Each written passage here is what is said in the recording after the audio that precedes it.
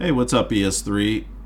This is a short video tutorial on how to update your signature in Windows Outlook Classic. So let's get into it.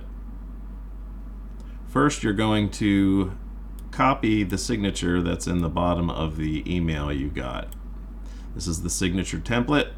We're going to highlight all of it, right-click on it, and hit copy. Go up to File, Options, Mail,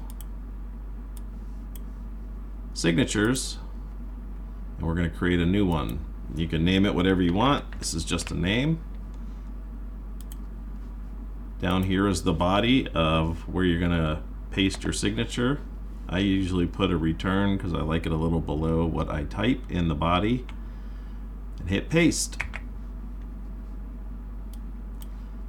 Then you should change your all the information in here. Your name is all uppercase. It's Arial Black 7.5.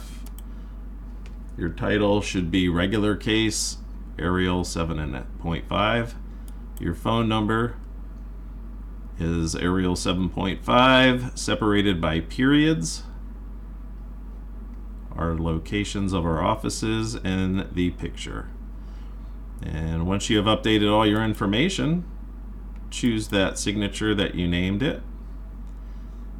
Set it for new messages. If you like it for replies and forwards as well, you can choose that. I just use my initials for my replies. Hit OK.